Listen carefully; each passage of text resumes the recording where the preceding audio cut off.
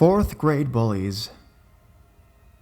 I am currently 23-year-old and a female, but as a child was a chubby diva. I was a lanky tomboy. And after being a long-time lurker, I recently remembered something that happened to me in the fourth grade. I don't remember the neighborhood I grew up in as being necessarily a bad neighborhood, but the kids around me were definitely disturbed. I remember walking home alone from school one day. The complex we were living in at the time was about a 10-minute walk from school, and seeing as I was a big girl, I thought I could walk home by myself. As I mentioned before, the kids in my neighborhood were a bit disturbed, probably myself included, and by this time, I had already learned how to flip people off and cuss.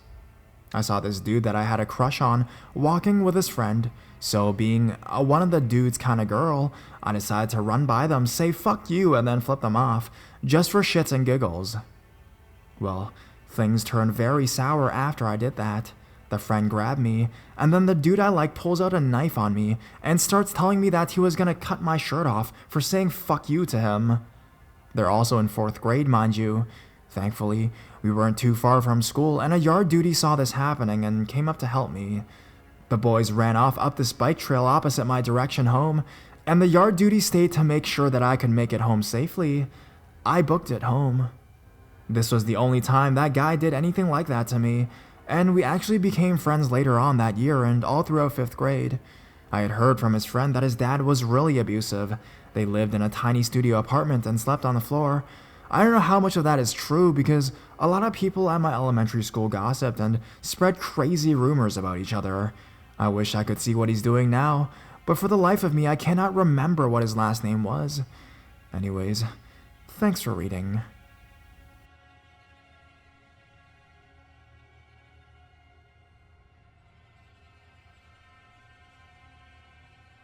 Mrs. Seaman.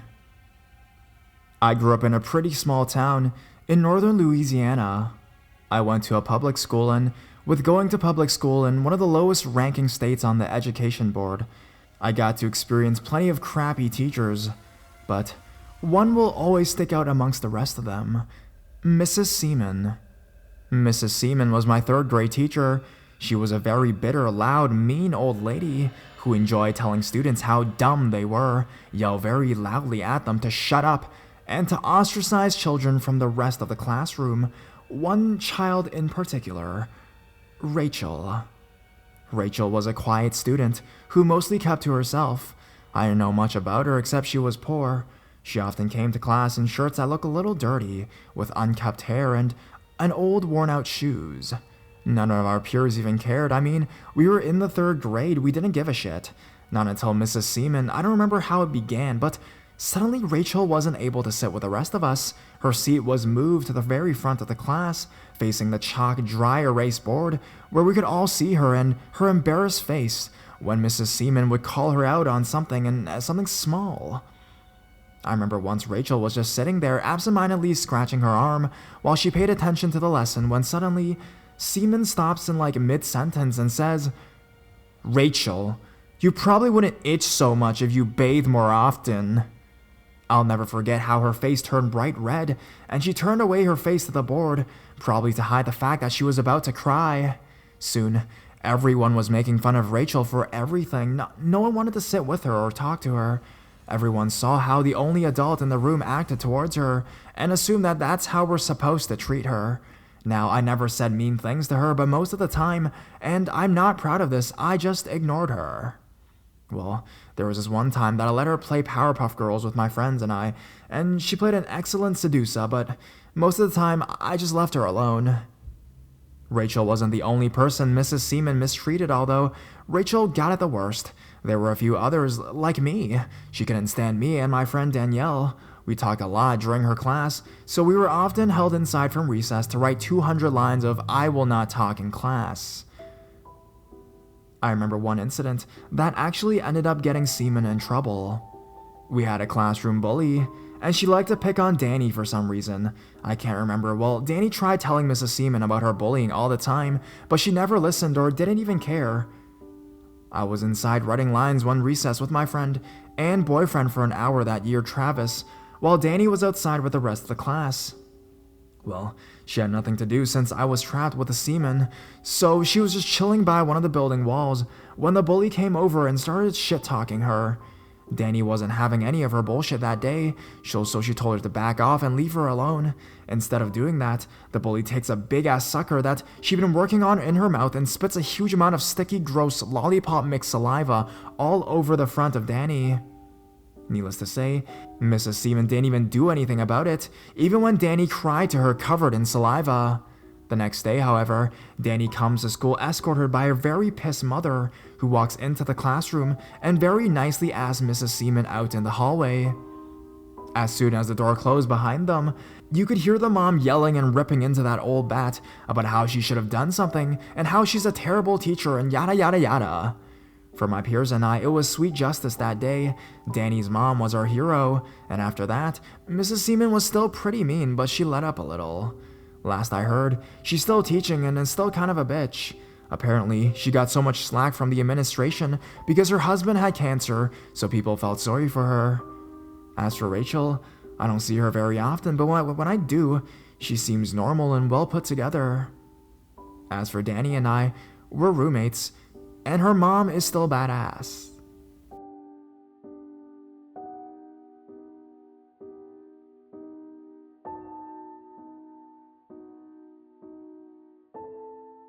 My summer buddy. I was 12 years old. It was summertime, and temperatures quite often reached up to and slightly over 120 degrees Fahrenheit. Needless to say, I spent a large amount of time indoors, enjoying a comfortably controlled climate away from school. My mother worked during the daytime for the majority of that summer. Consequently, I spent most of it playing alone, playing POGs, masturbating to the Mexican TV station, sorting my Marvel Masterpiece cards alphabetically, and etc. A few weeks into my vacation, the calls began. The phone would ring around noon. The first few times I answered with a standard hello, received no response, and simply hung up. After 2 or 3 of these incidences, I began answering all noontime calls in silence, slowly cupping my hand over the receiver, just listening. Silence. Just nothing. I would hang up after a few seconds. The frequency of these calls began to increase, as with their regularity. 2 weeks later, almost every afternoon, I'd either ignore the ringing phone or quietly pick up and listen. My mute answering tactic was partly psychological, partly investigative. In an act of defiance, I met this caller's silence with a silence of my own, while attempting to gather any kind of auditory cues as to who this could be or what they wanted. On rare occasions, I could make out some background noise, the sound of a TV, or even a quick bit of muffled breathing, but mostly just silence. At this time, cell phones were the size of shoeboxes and extremely rare. I'd seen a photograph of one only once or twice before. It was years before caller ID, so I had no resources to aid me in identifying who this was. I became convinced it was just a bored classmate cooped up inside their house, trying to entertain themselves by prank calling me.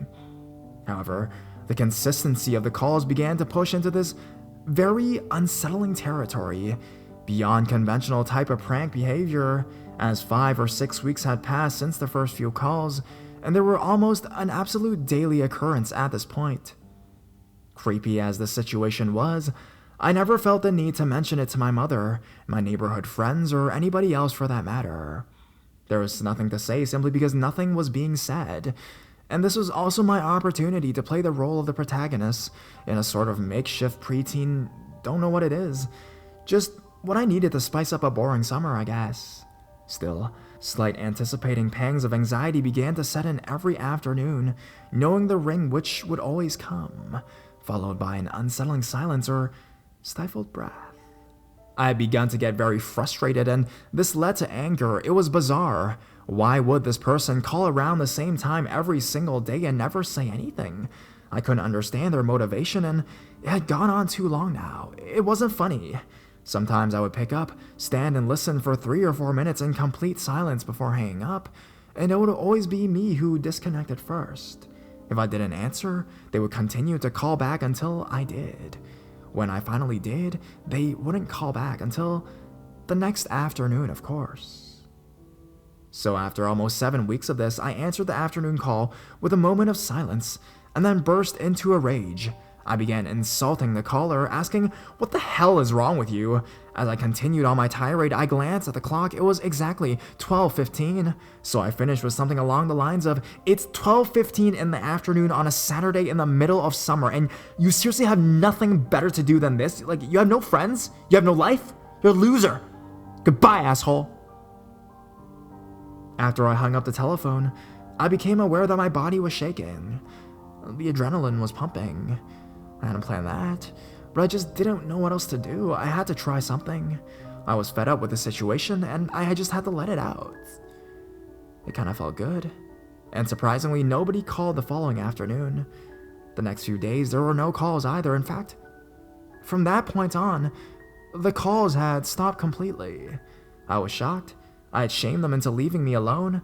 I still speculated as to who it was or could be, and part of me regretted not cracking the case, but my relief outweighed my curiosity. A few more days passed, no calls. I tried not to think about it too much and enjoy the remaining couple weeks of my summer vacation. School started up again. After a couple weeks of good old-fashioned homework bullying and camouflaging my spontaneous erection in class, the whole creepy color thing pretty much seemed relatively unimportant. I had a few thoughts now and then as to which kid it could have been, but it was complete speculation. I never even heard the caller's voice or really gather any kind of clues as to who it might be, so I let it go. 7 or 8 weeks into the school year, I woke up early on a Saturday morning, proceeded to eat some cereal, watch cartoons, then went outside to play, as the now bearable weather afforded me the opportunity to do so. Around noon, I came inside to eat a snack. I still remember this moment fairly vividly. I sat at the counter in the kitchen, where the phone was plunged into the wall, eating some kind of snack while my mother was washing a few dishes in the sink. The phone rang. Her hands were soapy. I was near the phone, so I answered. I picked up the phone with a loud, "Hello?" There were a couple seconds of silence, and then an adolescent male's voice announced, "Hey, it's me. Your summer buddy. 12:15. Remember?" I looked at the clock and it was exactly 12:15. I was absolutely shocked. I couldn't say anything. I looked at my mother. She seemed to be oblivious to the fact that the phone even rang, as she looked intently down at the dishes she was rinsing. I quickly hung up the phone.